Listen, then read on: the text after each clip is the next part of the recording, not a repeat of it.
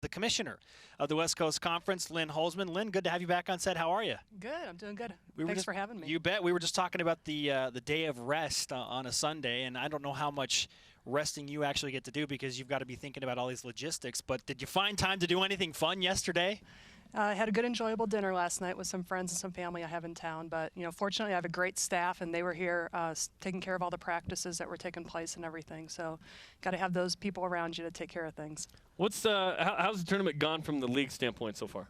It's another successful year. I mean, obviously, what we've built here in Las Vegas with this men's and women's championship, the energy continues to build throughout, and we see that. I mean, today's games are going to be absolutely electric, both on the men's and the women's side. So it's been another good year here.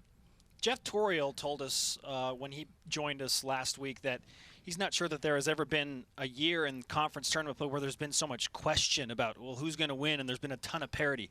Do you prefer to have that over kind of a single heavy hitter like you did with Gonzaga last year?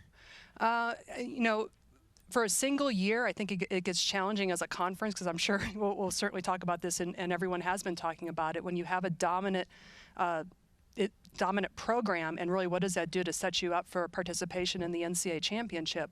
But when I look at it as a commissioner in the long term, if increased parity at a highly competitive level means that we're going to have greater assurance that we're going to get those multiple bids both on the men's and the women's side, that's absolutely what we want. We have been consistently a multi-bid league, and we want to continue to do that. So as other programs such as BYU, St. Mary's, Pepperdine on the men's side, as they continue to get better, for the long term, that's better for our league. And do you have conversations with the NCAA selection committee about the league? Like, do you sell the league to the committee on, okay, here's why maybe we're multi-bid or not? Oh, absolutely. Part of the process is both men's and women's basketball, they have what's called a conference monitoring program. So within those committees, you have committee members that are assigned to the different conferences. As a conference office, one of our roles is to promote our program. So as we have those calls, 4 or 5 calls throughout the season, we are promoting our top programs and why the committee should look at beyond the automatic bid, why we should get some at-large bids also. So those have been taking place throughout the season, and we take that responsibility very seriously. I mean, everything from you know, the committee members have all that data and all that information together, but besides that and reminding them of all that, there's all the other anecdotal or things that they need to be aware of. And to some degree, I think we take that job even more seriously because we feel as though with the time zone differences being on the West Coast, that some people may not be seeing the games that they need to. So that's a very important role that we have as a conference. Lynn Holzman, commissioner of the West Coast Conference, is with us from the Orleans Arena at the West Coast Conference Basketball Championships. I'm of the opinion that if any other team on the men's side besides St. Mary's wins, it's going to be a 2-bid league. I think St. Mary's has a great resume. Where do you see the scenarios for the West Coast Conference getting 2 teams in on the men's side? There's a multitude of scenarios, and just about any bracketologist that you look at right now, you know, the scenario you just described is one of them that a lot of them are chatting about. It seems like the most fodder has been around the Gonzaga, St. Mary's. BYU, to me, is still a very strong program. It's just, as the committee talks about, sometimes there's some bad losses and everything that really impact that. Yeah, we're saying they're totally out. They got to win. They got to win the tournament. Yeah. But, you know, that's a scenario right there. You know, even this morning, and as I was looking at stuff, because we all become obsessed with these things and the bracketologists at this time of the year, some are showing that if St. Mary's wins, Gonzaga's the last 4 in. Some are showing the last 4 out. Everything, and frankly, I think the games here today and who moves to that championship game, that's a absolutely key part of the puzzle. Yeah, the stakes are super high tonight. It's going to be fun to watch. Has the Monday-Tuesday format validated itself in the form of Vital and Musburger coming here tonight? We like to think so. I mean, we have awesome broadcasters. ESPN is assigned on the game, so I think that helps with credibility, if you will. When you have those types of individuals that are here broadcasting the game, but then they can take what they view here during the games, and as they are doing the other conference championships that come after us, refer back to the high quality of play and the great programs that we have here. So I think when you think about that national conversation, even beyond the committee itself and everything, I think it brings more credibility to our league. You're a veteran now. Can we call you a veteran commissioner now? Sure, year 2. This isn't year number 1 anymore? You're not a rookie?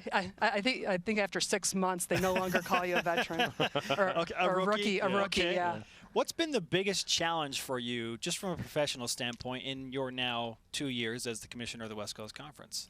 I think one of the biggest challenges has been really making sure that as a conference we continue to be really innovative and creative so that we can get the stories and the messages of our programs out there. And that's men's basketball, women's basketball, and all of our other sports too. And we've talked before about how we have been consistently successful in many of our sports within the West Coast Conference, multiple bid leagues, multiple bids into the NCAA championships. So for us, telling that story and helping our schools tell that story has been a really big emphasis for us. And individuals I have on my staff do a tremendous job. But whether it's relationships with you, our other regional sport networks, what we do in the digital media space, with the W.TV, otherwise, that's really important for us to make sure that we are that nationally relevant, that we are seen as being nationally relevant, and that we are really telling the story of the West Coast Conference and our institutions, values-based institution, the great student athletes that we have participating. And by the way, we are really good on the field and the court too. Lynn, what's the future of this tournament in Vegas or not, and this location or not? You know, we are, I think as everyone's aware, we're in the last year of our agreement right now with the Orleans, so we've been in conversations. I think first about Las Vegas.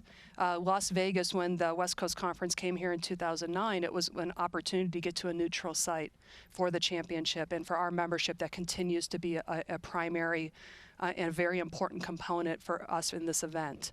And Las Vegas has continued to support that. Us being followed by then 3 other conference championships here in Las Vegas.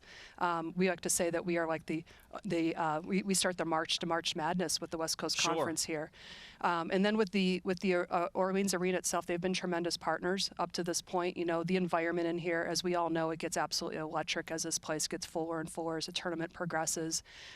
You know, we are in a situation, though, now that the city of Las Vegas, there's some other options that they have available, but there's a lot of moving pieces to this puzzle. It's not just simply about, and it's not just as easy to go to like a new arena or something like that, because there's other players that are part of it, and there's other operational matters, and we have to make sure that we continue to provide the right environment for our fans and for our student athletes. Yeah, just from a surface level, fans are like, well, why don't they just play it there? It shouldn't be that hard. Oh, man, there's so many logistics involved in making a decision like that. And I read an article. We want to know where our desk would go. That's like the number one question associated with it. Will we have a spot? We are. We're going to take care of you guys. We'll have a spot there. That's all we want. Okay. We trust you. Whether it's the Orleans Arena or somewhere else, we're glad to know that we're in good hands. BYU is in the middle of constructing a brand new basketball practice facility, and there are some other schools in the conference that are doing that or approaching doing that. Why does something like that matter for, I guess, the national exposure and the clout that goes with a conference? Well, I think it's for the conference, but also I think for those institutions and those programs. When you look across Division I, and whether this is football or, obviously basketball, the facilities and what the venues by which you provide student athletes an opportunity to get better at their sport, and opportunities also where they may need the academic support services, the food, the nutrition aspects, all of that. That's resulted in some facilities to make sure that you have the venue by which you can provide those support. For our programs, as you're recruiting student athletes and they're comparing to institutions outside the West Coast Conference, if we don't have those same type of support systems, if you will, in place that hit the mind, the body, the wellness, the athletic development, all of those things, that's one of those things that we really need to make sure that we are in that game, if you will. And the institutions that, as they look at their short and their long-term plans and everything, as you said, there's several that they've already made commitments that they're doing that, and they're going through that fundraising process to try to make sure that they get those venues in place over the next couple years. It's not hard to sell San Diego or Malibu or Los Angeles, but if you throw in, like, we're talking facilities now on top of those things, how do you say no to that? Lynn, it's been great to have you. We have a BYU Sports Nation swag bag for you. You can wear this in Spokane if you'd like, this stuff that we give you, or Moraga. There's nothing they would love more than to see the commissioner with BYU stuff. So basically, you can work out in it. Is what we're saying. Yeah, you can. Your disclosure. Isn't that the You do what you commissioner want of with As it. I'm sitting here and I'm putting it under the table. Yeah. You do what you like with it. The blue goggles in there do help you see a little bit things a little bit clearer in terms of BYU. Okay. So we'll Exactly. go with that. But we appreciate your time and look forward to some great games tonight. All right. Thank you. Thanks, Lynn. Lynn.